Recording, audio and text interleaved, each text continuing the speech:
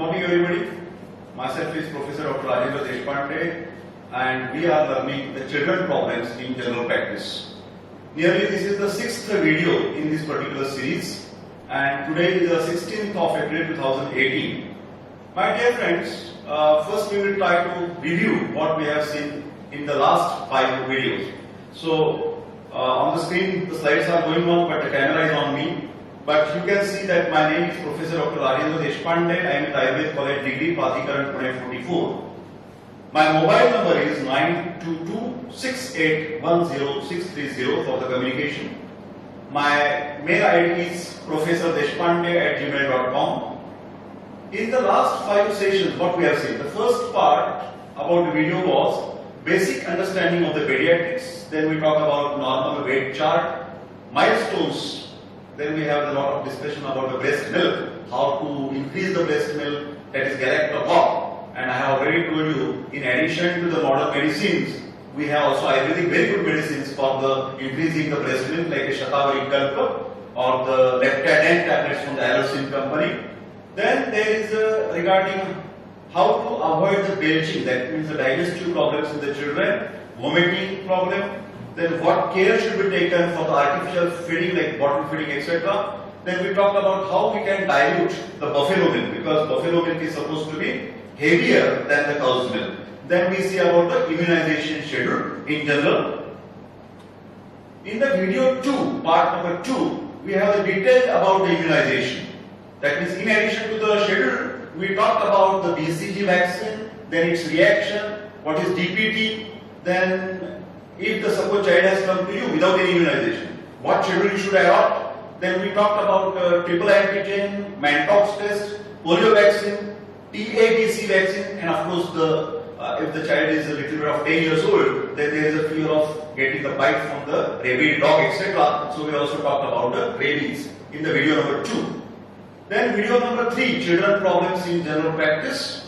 We have started some diseases as such. And to begin with, we started with some deficiency disorders or malnourishment. One of the important factors was the marasmus. Of course, you know that is a protein calorie malnutrition. Kwashiorkor is only the protein deficiency. Okay. Then we talked about the vitamin A, vitamin B complex, vitamin C, vitamin D. What are the deficiency problems in the children and how to tackle these problems? Then we started with some another important disease of digestive system like jaundice. In the part 4 video, we further continued with the jaundice, neonatal jaundice, physiological jaundice, pathological jaundice, infective hepatitis virus A. Then we go for next diseases like respiratory diseases, and we talked about bronchiolitis, bronchopneumonia, measles, and the kidney problems like nephritis and tetanus. In the last part 5 video, we have talked about mainly the pica, that is a mud eating problem. Then we talked about the calcium deficiency, that is tetany. Then we talked about febrile convulsions and epilepsy. Today will be the part 6 video, and it will include, again I am giving my vehicle reverse because I want to talk a little bit detail about the respiratory problems, because these are the very common problems for the children. So today I would like to explain you about the causes of chronic cough, then chronic recurrent cough, what are the causes for breathlessness, and you know very well that when the post-streptococcal infection, one of the arthritic problem arises in children, that is called the rheumatic fever. So some people may feel it is a in between odd and out, but that is not so. After pharyngitis, the child may land into the rheumatic fever. We will talk about that. And tuberculosis in children. And lastly, 2 problems are the bedwetting and the causes of crying of the baby. So I request my PG student to turn the camera to the slides, and we will talk about with regards to the slides. Okay, so you can see on the screen that part 6 that I have just now mentioned, and what on today, that is on Monday 16th of April, we are discussing about a chronic cough. Then of course there will be the causes of breathlessness, and there will be rheumatic fever discussion, tuberculosis, bedwetting, nocturnal aerosis, and causes of crying of the baby. This is very difficult to take because the children cannot speak and tell their problems. Okay, so let us go further. Usually, we have already discussed about the acute problem in the last few days back, that is bronchopneumonia and bronchiolitis. These are the acute problems. But now I am discussing about the chronic continuous cough. The causes are tuberculosis, that is of course the pox, tropical eosinophilia, where you must do the hemogram and you will find absolute eosinophil count is more. Normal in 100 it is a 4 or 6 maximum eosinophils in the blood. Then there is a sinusitis or the adenoids, foreign body, pertussis, congenital anomalies which are very rare like tracheoesophageal fistula. So my dear friend, these are the 6 common problems for the chronic cough. There are 2 types, chronic recurrent cough and chronic persistent cough. Now we will talk about chronic recurrent. That means there will be Vedavastha according to Ayurveda and Vedavastha in Ayurvedic words. But in modern they say relapse and remission. Attack is there, attack 1, the child is normal. Again the attack comes. So that is recurrent cough. First cause is a variant asthma. And second, GERD, gastroesophageal reflux disease. It's like a simple, I can say that like acidity, but actually the problem is with the esophagus sphincters. Okay, valve problem is there. So the major, of course, we are going to discuss a lot about asthma, but first we will see what to do with this type of GERD. When your acid is coming upwards in your throat or in your what is the chest region, retrosternal burning will be there. The child will be nauseating, vomiting. So there you should give the antacid. Famotidine, latest antacid, the dose is 1 mg per kg per dose in of course 3 BD dose for continuously 3 weeks. Then domperidone, this is also one of the anti-vomitic drug, that is 0.5 mg per kg per dose for 3 weeks. Then automatically this GERD problem may be cooled down or the lesser down. If not, then we have to do the further scopies and we have to find out exact some serious cause for the GERD. Severe breathlessness, especially if the child is of 6 months old. Before 6 months, the care should be taken very properly. It may not be the problem of general practitioner that he can handle. These cases must be referred to the hospital or to the pediatrician. But at least general practitioner should be able to diagnose or should know these causes. What are the causes for dyspnea or the breathlessness? Bronchitis, bronchopneumonia, these are directly respiratory causes.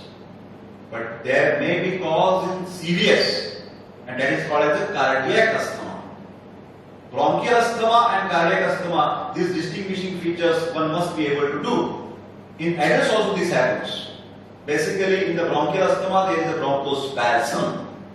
In the cardiac asthma there is a pulmonary edema. There may be congenital valvular problem, mitral valve problem or aortic valve problem, and the blood is stagnant in the lung area.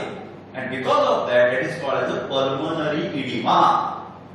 Remember, bronchial asthma, there is a bronchospasm. Pathology is different. In the cardiac asthma, pathology is congestion in the lung region. That is called as a pulmonary edema. On auscultation, clear-cut difference is there. In bronchial asthma, you will get typical wheezing. In pulmonary edema or in cardiac asthma, you will get basal crepitations. In bronchial asthma, very less sputum. In cardiac asthma, frothy and pink sputum. You should never forget this basic thing. And then another very rare cause, but diaphragmatic hernia. This also you have to rule out with X-ray or sonography especially. All these cases must be treated in hospital. The last sentence is important. General practitioner's role is to suspect, to make a provisional diagnosis and refer it to the pediatrician. Many patients ask this question to the doctor. See, doctor, why my child is getting repeated cold attack? Why my child is getting repeated cough? You are giving good antibiotics and we are taking lot of precautions. But what is the problem in my child? So these are the causes that the doctor should be able to find out. Number one, And if find out, you must be able to convince or counseling to the parents. The first important cause is socio-economic living condition, where the child, that family is living. If it is a slum area, if it is unclean area, if it is a polluted area, if it is a crowded area, then naturally there are a lot of chances to get a contagious infection of one child to the another, or from even parents to the child. You will be surprised, many parents are smoking, and the danger is not only to the parent, to his father, but the danger is to the child also, and that is called as a passive smoking. Passive smoking is equally dangerous like active smoking.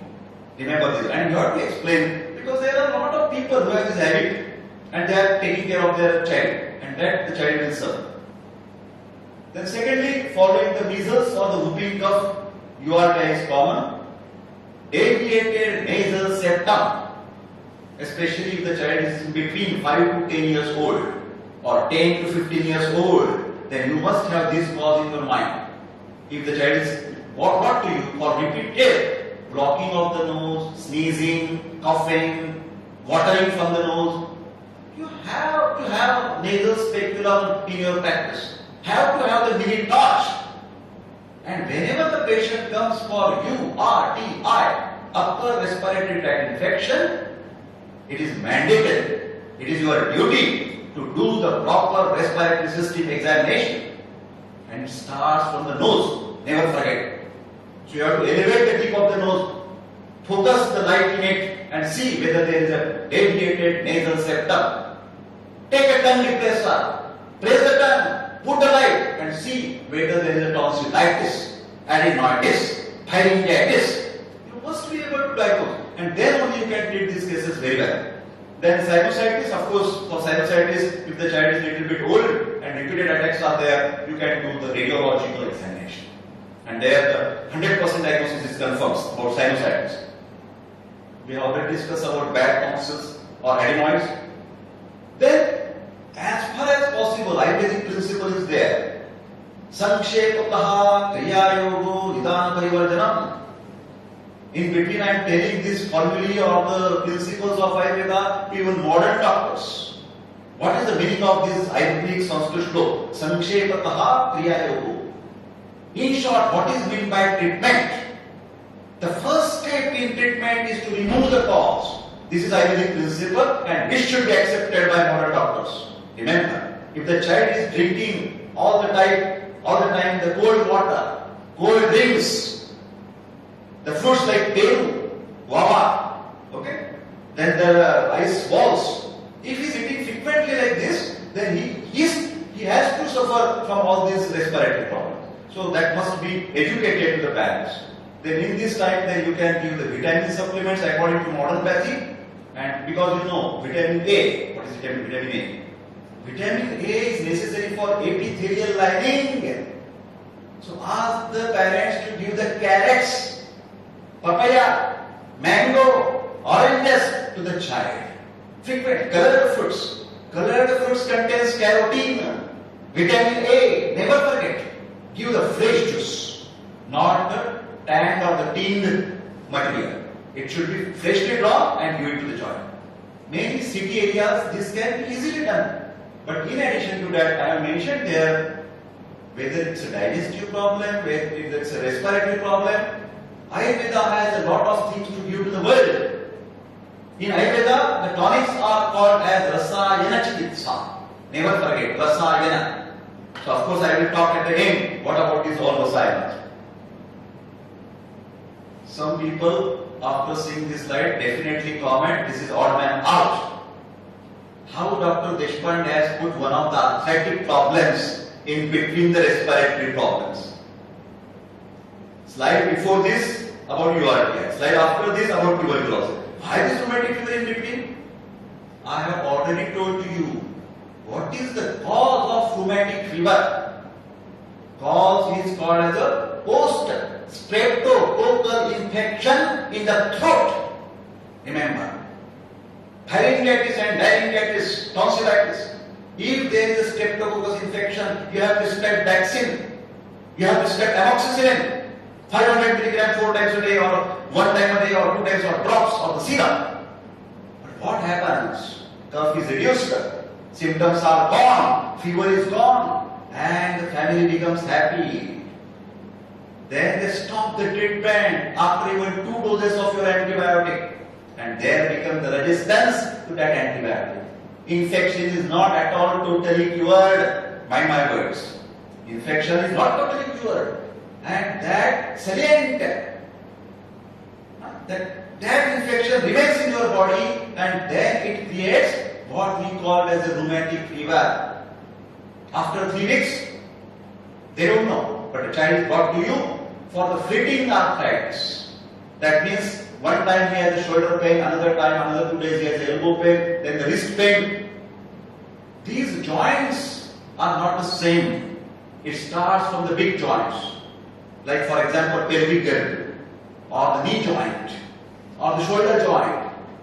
It is inflamed, it is painful, but after 2 days, knee pain gone. Then ankle pain is there. After 2 days, ankle pain gone.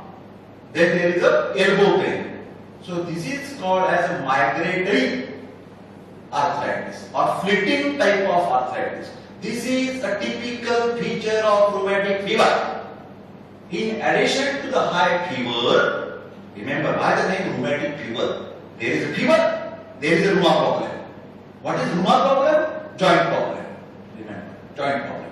So joint problem, in addition to the high fever, like 102 degrees, 101 degrees, and fleeting arthritis, you must suspect that the child may be suffering from rheumatic fever. There are mainly in our general practice 3 types of arthritis. In the childhood, 5 to 15 years of age, rheumatic fever. From 25 to 45 years, there is a rheumatoid arthritis. And after 45, after 50, there is osteoarthritis. So don't forget these 3 types of arthritis. In the childhood, rheumatic fever. In the middle age, rheumatoid arthritis. In the old age, osteoarthritis. And each arthritis has its own feature. What is the Pratyatmak Lakshan in Ayurveda? Very typical feature, another diagnostic feature of rheumatic fever that I have made a big bold one, fever, big joint involvement, and fleeting or migratory arthritis. How to confirm? We have to ask the blood test, which is called as ASO titer, anti-streptomycin O titer, that gives you the positive result. And the best ideal treatment for rheumatic fever is nothing but a penicillin. Remember, and it should be given for acute phase as well as it should be followed up by every 6 months or every 3 months. That penicillin should be continued till further at the age of 15 years. Remember, if it is not given, what will happen? Very known complication of rheumatic fever is mitral stenosis. So at the age of 22, 25, that lady or that person will start the murmur. This is a retrospective study, retrospective. If the child is brought to you of 10 years old and is having a fleeting arthritis and fever, you can ask him whether this child was suffering from sore throat pain, cough. But that is too back. It is not too back, it is 3 weeks back. Similarly, at the age of 22, 25, if you find that a person is having murmur, you may ask him whether you had any joint problems in your childhood. Oh yeah, it was there, but I have taken some injections. Remember, some injections, not every year. And that's why the person is suffering from mitral complications. Remember, coming back to the respiratory problems, TB. TB is very common in India, remember. But TB in the children is called as a primary complex. This is a typical word for the tuberculosis in children, usually under the 10 years of age. Focus is so small that it may not be diagnosed by the X-ray. But there in the X-ray, you know the hilar area, hilar, where the bronchi are entering into the lungs, primary bronchus. That area you will find some hilar gland, white opaque patches will be there. They are called as a hilar gland or hilar shadows. That is lymph glands. Then, remember, in the childhood, the TB is more dangerous because that can flare up very fast. Whole lungs, both the lungs are affected, and that is called as a miliary tuberculosis. Another important complication, that infection may spread to the meninges, and tubercular meningitis, where you get, we have already seen it, headache, projectile vomiting, and high fever. Of course, there are signs to diagnose any meningeal irritation. In CNS examination, we have already seen that to diagnose any meningeal irritation, there are two important signs: neck rigidity. You have to lift the neck of the child and try to touch the chin to the sternum, manubrium sterni. It will not touch. There will be spasm. There will be hardening at the neck region. And second is a plantar reflex, which is called as a Babinski's reflex. That will also be positive in any type of meningeal irritation. Then when healing occurs, remember, the lesion automatically disappears, or sometimes there may be calcification. There also you can see there is no fibrosis or cavity formation as like the adults. There is a difference. In adults, the fibrosis is very common or cavity is more common, but that is very rare in the children. But the symptoms you can see: low fever, loss of appetite, that is anorexia, and loss of weight. These are the typical three cardinal features of any tuberculosis anywhere in the body. Positive tuberculin test is very diagnostic in the children. But remember, chest X-ray or the ESR have the comparatively less valuable where below the age of 3 years. Remember, below the age of 3 years, X-ray and ESR is less important, but TT, tuberculin test or Mantoux test, which is done by the pathologist on the forearm, is very important. Miliary tuberculosis. Here, of course, fever and rapid breathing like bronchiolitis persists more than 1 week, spleen may be enlarged, and tuberculin test is negative, but X-ray is definitely diagnostic of miliary tuberculosis. Treatment, of course, the standard anti-cox treatment, which includes the streptomycin, Isonex, and the PAS. The doses you have to see according to the weight of the child or the age of the child, and that you can calculate of your own. Then sometimes, in advanced cases of tuberculosis, to absorb the pleural fluid rapidly in the cases of pleurisy, or to control the symptoms very fastly, like miliary tuberculosis, some doctors may give steroids, like bisolone or the prednisolone. But remember, this is not usually recommend that the GP should start with the steroids, because it has many consequences and it has to be given very carefully and to very, very limited type of the patient. It's not for all, remember. TB meningitis we have already discussed. Headache is there, vomiting, and Babinski's sign is positive. But remember, as it is inflammation of the meninges, the problem with the brain, of course it will affect your motor neuron problems like lethargic, and the loses the interest in the play because activity will be reduced. Meningitis, there may be unilateral convergence, another feature, because it's irritation of the meninges.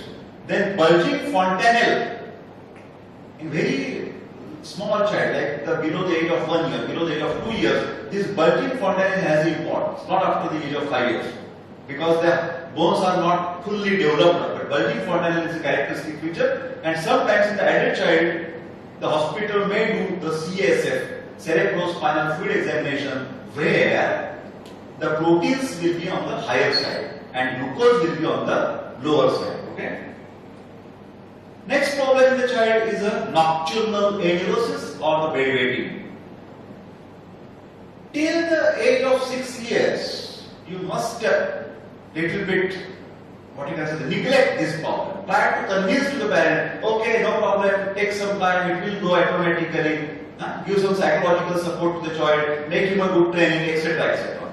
But if at all bedwetting persisted after the age of 6 years, then definitely doctor's interruption or what you can say, the in-between treatment is necessary. There are two types of the bedwetting, primary and the secondary. So what is the primary? Child has never tried in the past. That means absolutely from his birth till the age of 6 years, he is always passing the urine in his pants, undergarments. But secondary type of the bedwetting, child had 6 months or more type of the dryness. That means in between he has some control. But after some again illness, after some psychological trauma, child gets again the problem getting the bedwetting. Okay, so this is called as the secondary. Although it is a most probably psychosomatic type of illness, you must rule out first organic causes. This is in general, in any type of the disease, in any type of the health problem in your practice, you must remember, when you diagnose, this is manasic, this is psychological, don't do it unless and otherwise you have ruled out each and all possibility of physical problems. Only after excluding all possible organic causes, then only you can say this is a functional. Never before that. You don't make a risk, everything comes up, this is happening. Go. This should not happen. What are the physical problems? Urinary tract infection. Simple. You do the urine routine examination of the child and you will get either PUS or albumin or RBCs. Then you have to treat that case. Then post-urethral valves in the boys, you have to ask the surgeon to check the particular child and rule out this possibility. Ectopic ureters in the girls, again sonography is must to each and every case of the bedwetting.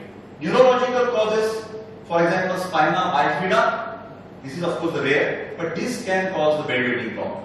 Then you have to do the urine routine examination, sonography and myodic cystourethrogram. These are the tests required.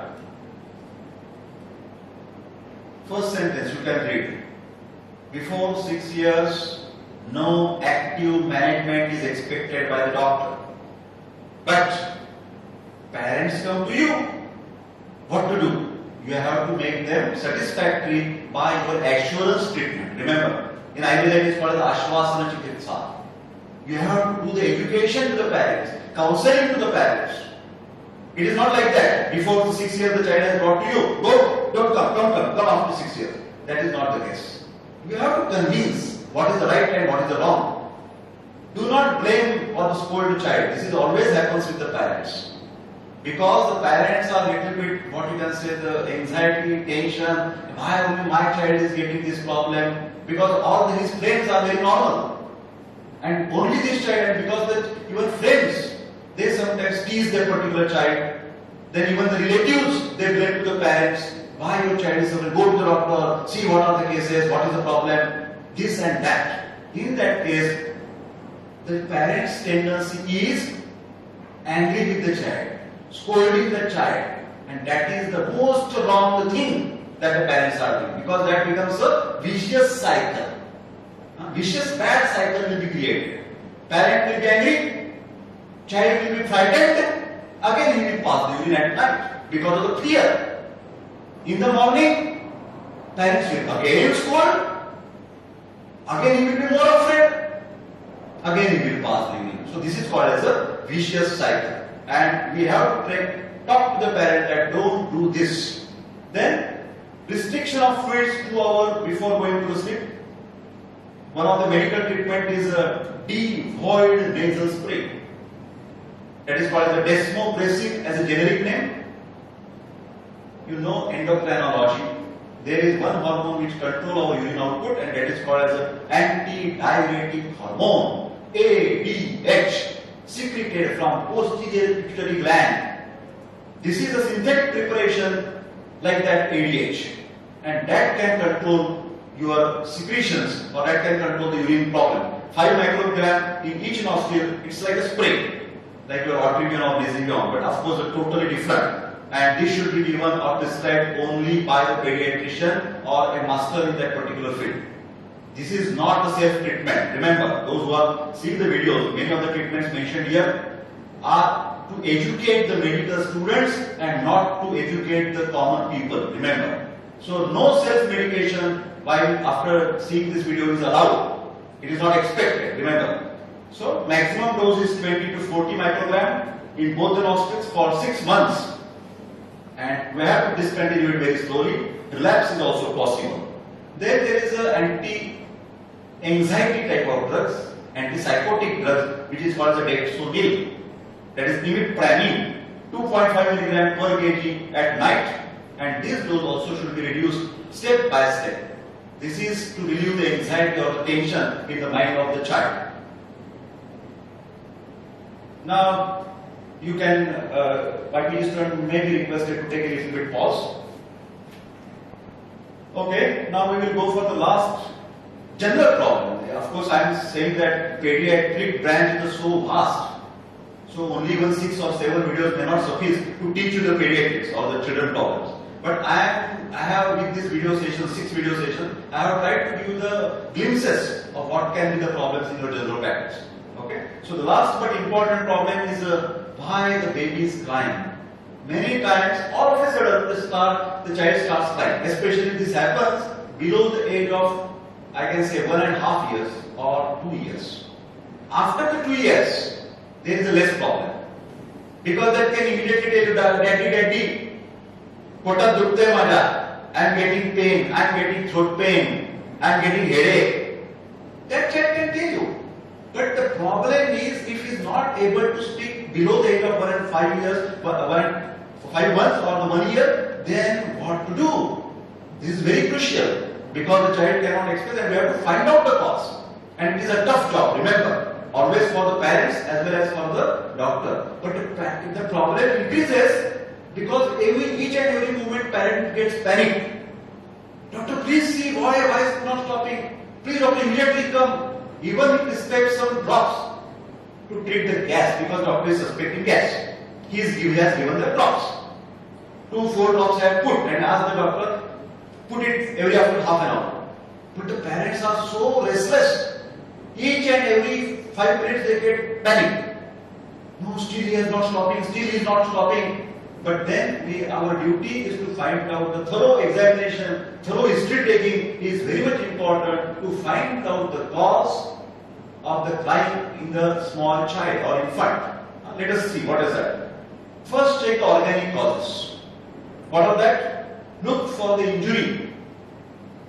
Simplest thing, you have to take out each and every cloth from the body of a child. Although it is looking funny, but it's a fact. Because from top to bottom, from hair to the toe, each and every part, very carefully, the doctor should check. Head, back, abdomen, hands, legs, face, eyes, ears, each and every part, very carefully with the torch, in the full light, not in the dark, not in the dark. Then you can find out whether there is any injury mark. Then insect bite, maybe papule will be there, red rash will be there, maculopapular rashes will be there, itching will be there, swelling anywhere in the body. That's why I said strip the child completely. This is most important. Of course, adjusting the temperature. If it is too cold, we have to take care of closing the windows. If it is too hot, then it is no problem. Then abdominal examination. We have learned the basic examination methods: inspection, palpation, percussion, and auscultation. All should be carried out with the child also. You have to inspect the child. Next is a palpation. Put your hands by rubbing with each other, warm hands, not the cold hands. Remember, warm hands on the liver area, on the spleen area, on the intestinal area, on the bladder area, and find out whether there is a tenderness anywhere. If it is tenderness, naturally the inflammation of organ inside is the cause. Okay? Then visible peristalsis. Why is it important? Visible peristalsis may suggest you the obstruction. Remember, obstruction. Then revert peristalsis, anti-peristalsis at the large intestinal area. That is very dangerous. Then you have to ask about the constipation. Then you have to ask about vomiting, and that can rule out whether there is obstruction. So GI infection, intestinal obstruction should be ruled out. Examine hands and legs or extremities, head, chest, back for any trauma signs. Most important is examination of ear with a torch or ear speculum. Many times there is a tympanitis and very small perforation in the tympanic membrane which gives oozing. If you see little bit oozing, take the Johnson's wort and try to take the swab whether it's really wet. If it is wet, definitely this is the otitis media, may be the cause. At that time, it is said that some child automatically take their hands and try to pull out the ear. That means the child may indicate you the problematic area. If it is moving the head like this, nodding of the head, that problem may be there. If he is moving some leg, that means the problem may be in the leg. So you have to look also the activity of the child. Then examine. This is very rarely done by the doctors. Never forget to examine the genitalia. It may be the case of phimosis, of course where torsion of the testis, and very rarely strangulated hernia. But all these possibilities as a theoretical you should keep in your mind. If there is a problem in the brain, you have to examine the neck stiffness, then palpate the fontanelles. Now, what to do with this child? If you find that there is no organic cause, then you have to ask about the breastfeeding. And if you find that since a long time the mother has not given the fed, or the child is starving, then you must give the feeding, ask for the feeding, or even the external milk. If you find that the child is putting his hand always on the stomach, or you find tenderness, or if you find gases in the stomach, then you have to give the anti-gas some drops. There are various drops available, I will discuss it afterwards. Then colic is one of the problems. Colic is a type of the spasmodic pain. Then there will be flexion of the thighs and flushing of the flesh. Then you have to give the colicate drops, 10 drops. Then this problem can be sorted out very easily if it is a colic pain. If you, in the history taking, if you find that a child is suffering from constipation, give some treatment of the constipation and gradually that crying, because this child will not cry continuously. This will be frequent crying or irritating child, then the constipation may be the cause. Teething. Sometimes the child gets irritation because of the coming tooth. Of course, this is the case after the age of 3 or 4 years I am talking about. Previously, first all the causes I have recommended for the child having the 1.5 year or 1 year old. Now these are the bigger child, okay? So here we have to do the massage the gums, give some ice cubes, wrapped in a clean cloth, because that can make the circulation a little bit less and stop the inflammatory process.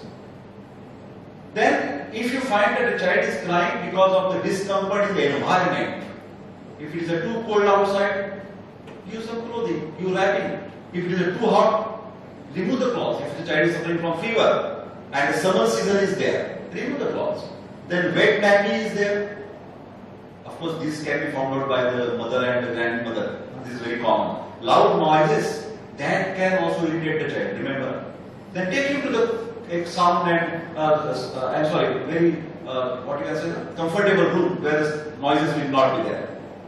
One of the very dangerous causes is the pricking of safety pin. Sometimes from the mother, her garments, that some pins are there on the bed and the child is kept over there, and sometimes it is pricking to the child. So pricking safety pin is a very minor but a very important cause. This is maybe the one of the cause, psychological problem, loneliness. The child is kept in a separate room and is vigorously crying and nobody is attending him, then that can increase his crying. So always cuddle and carry the baby, that can soothe these emotions and that can relieve the crying. Fatigue. Sometimes you take the child to a long tour with the railways, with your cars, with even aeroplanes. because of the long drive or the long traveling, even the old people they get fatigue. And why not the child? The child also get the fatigue. And so only the proper sleep will make him cool and calm. Some medicines, remember, especially medicines given for cough, antihistaminic medicines may cause the drowsiness and also the irritability. So always ask the history which medicines the child is receiving at that moment. And last but not least, child may have the crying personality. Then you have to just neglect that personality because it can be his habit. According to Ayurveda, it's called the Prakriti. Vata child, they always have the grumbling type of the personality, and the Kapha type of the child is always a joyful type of the child. Then, of course, very serious causes, you have to refer to the hospital like meningitis and intussusception. If you suspect, even slight suspicious, don't wait for any signal. Advise to admit the hospital and take the treatment.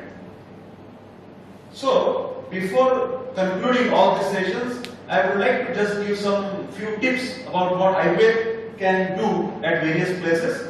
So, for that matter, I would ask my PG student to take a pause. My dear friends, we have nearly completed the 6 videos about the children problems in GP, and in this particular the last 5 minutes talk, I would like to give you some supplementary ideas about Ayurvedic medicines especially, because nowadays various doctors are very keen to know the Ayurvedic medicines because the modern medicines have their own limitations. Okay, so first we will talk about the weight gaining process. So in Ayurveda, it is always advised that a regular massage to a child, especially the oils processed in the medicines like herbal medicines, especially Bala Ashwagandhadi, this is a very famous oil that can be used for the baby massage, or Kshira Bala oil. This is oil recommended to gain the weight. Of course, Ayurveda says that for managing any problem in your practice, there is a tripod. What is that tripod? Ahara, Vihara and Aushadhi. The translation is Ahara means to advise about the diet. So there must be diet prescription. Vihara means your lifestyle or the advice about the activity of the child. Remember. And last is the medicine. So these 3 steps must be understood for treating any problem in your practice. Diet, activity or the lifestyle, and then the medicines. So when I say Abhyanga is sufficient, but you must see that child is not too exhausted by his activities. You are sending him for too many activities. Whole day class, then the coaching classes, then you want to develop the child dynamic personality. So you put him some cultural classes, drama classes, elocution trainings, then dance training, and the child is originally having the Vata Prakriti. Then he will not get the proper weight as per his development. So there must be control. And of course the food. Now every child is willing for Maggi, fast food. So if you continue with the fast food and if you give anything orally or externally, it will not of use. That is most important. So what I am saying, Bala is the best vanaspati or the herbal remedy. The tablets are available and also the syrups are available prepared from the Bala. So Sida cordifolia is the best to strengthen the muscles, bones, joint and to increase the weight. So Bala should be used, and Shatavari. Another important is the Shatavari. There are granules are available, sugar granules. You can take a Bournvita. In spite of the Bournvita, another products which are available, of course I am not saying they are bad, but in spite of that, you can use the Shatavari Ashwagandha powder, granules, in the milk to increase his weight, to increase his appetite. Next, about the breastfeeding. To increase the breastfeeding, I have already told you, the best source is to take the child and feed it, because sucking reflex is the best important reflex. And second important, we prescribe some drugs to the mother also. For example, in Dinka Ladu, Ariva Ladu, these are the traditional Maharashtrian sweet balls. These sweet balls are prepared from the nourishing type of the food items, and that can increase the breast milk, and that child can be given that particular increased breast milk. Then about the immunization, let me clear you, there is one new trend. I am not denying the importance of immunization. Immunization is must, mandatory, and it should not be replaced by any other source. But in addition to that, at least as an experiment, I will suggest that Suvarna Prashana Sanskar in Ayurveda has been mentioned. And many Vaidyas are doing it on an ethical ground. Of course, I agree on this open video that there are some malpractices. There is also some business purpose. But I am saying this is one of the best procedures mentioned by the Kashyap and mentioned by our old rishis. They have found out that the gold is the best thing. So according to the ghee, cow's ghee is processed with the gold, and Suvarna Prashana Sanskar, if it is done by the ethical doctor, by the ethical way, that can be very well supplemented for the immunization program. This is 100% correct. Forget about the business part out of it. Then of course, immunization is not only with the Suvarna Prashana Sanskar, but there are a lot of other rasayanas mentioned in Ayurveda. The best rasayana mentioned for the brain is a Brahmi. Brahmi is the name of the plant, and there is a ghee available, medicated ghee, which is called as a Brahmi Krita. So Brahmi ghee should be given to this particular child to improve his intelligence, to improve the concentration, and to reduce the hyperactivity. In these days, there are a lot of hyperactive children. There are a lot of problems of autism. What is this? Autism is on the lower side, hyperactive is the other side. So Ayurveda says that your brain function either on the higher side or either on the lower side. So this is called as an imbalance in Ayurveda. And what is the balance? Homeostasis. Homeostasis in between. So how we can go in between? With the help of Brahmi. Brahmi Krita. If it is hyper, it will be lower down. If it is low, it will be up. So Brahmi Krita will make the homeostasis. Next, I would like to talk about, there is in Ayurveda Prakruti Parikshana. So I request all the viewers to get your child to the Vaidya and diagnose his Prakruti. Because according to Prakruti, there are different rasayanas mentioned. Basically, Vata, Pitta, Kapha, these are the bioenergies. So Vata child, you will need some another treatment like the Shatavari or the Ashwagandha. If for the Pitta child, you may need the Guduchi, Dinospora cordifolia.